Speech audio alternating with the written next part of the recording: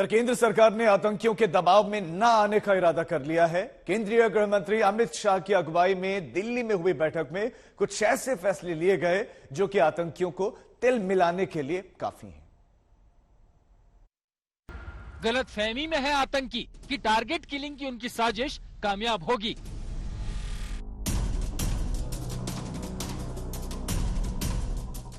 हाँ, ये सच है कि घाटी में दहशत है। टारगेट किलिंग की बढ़ती वारदातों से कश्मीरी पंडित खौफ में है। पलायन भी हो रहा है। कश्मीरी पंडितों का गुस्सा, आक्रोश भी झलकता दिख रहा है। लेकिन ये इस वक्त की बात है। माहौल तो बहुत टेंस है, इसलिए भाग के आना पड़ रहा है।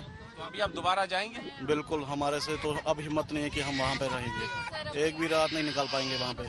पिछले 3 दिन तो बिल्कुल ऐसे निकले हैं कि दिन रात सोए ही नहीं है, रो रो के बुरा हाल है सबका। तो अभी सरकार से क्या अपील करेंगे? अपील यही है कि हमें रिलोकेट किया जाए और यहीं पे हम नहीं जाना चाहते, वापस उस नर्क में नहीं जाना चाहते, हम यहीं पे रहना चाहते हैं बस।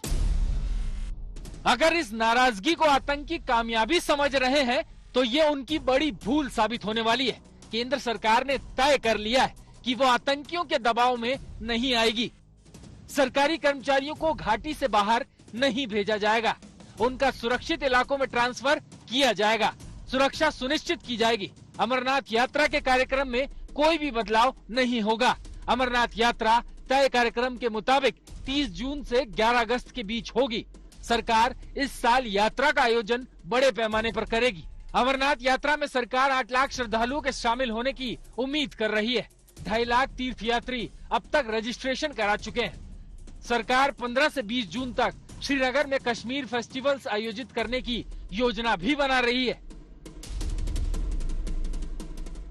यानी कि आतंकी साजिश के आगे सरेंडर करने की बजाय मुंह तोड़ जवाब देने की तैयारी हो चुकी है, क्योंकि ये केंद्र की मोदी सरकार के लिए भी बड़ी चुनौती है। धारा 370 की विदाई के साथ जो दावे किए गए थे उस पर खरे उतरने का चैलेंज है। टारगेट किलिंग और पलायन के सवाल पर विपक्ष लगातार सवाल उछाल रहा है। कश्मीर में नॉन लोकल्स पर हो रहे हमलों में कोई कमी नहीं आ रही है। बीती रात दक्षिणी कश्मीर के शोपियान जिले के अगलर गांव में, जो कि जैनपुरा इलाके में आता है, वहां पर एक बार फिर ग्रेनेड से गैर राज्य से आने वाले कामगारों पर हमला हुआ। इसमें 4 लोग घायल हुए, जिनमें 2 महिलाएं भी शामिल है। गनीमत ये रही कि चारों लोगों को गंभीर चोटें नहीं आई और वो स्थिर है। लेकिन जिस अंदाज से पिछले 48 घंटों के दौरान इस तरह के 3 हमले दक्षिणी कश्मीर में सामने आए हैं, उसने सुरक्षा एजेंसियों की चिंताएं भी बढ़ाई हैं और साथ ही साथ दूसरे राज्यों से कश्मीर में काम करने लोगों में खौफ भी बढ़ाया है। मोदी सरकार ने बड़ी उम्मीदों के साथ धारा 370 हटाई थी। वो उम्मीदें तभी हकीकत बनेगी जब आतंक का साया हटेगा। लेकिन आतंकी राह के रोड़े बने हुए हैं, जिनका सफाया करना ही होगा। जम्मू से सुनील जी भट्ट, श्रीनगर से अशरफ वाणी के साथ हिमांशु मिश्रा, दिल्ली, आज तक।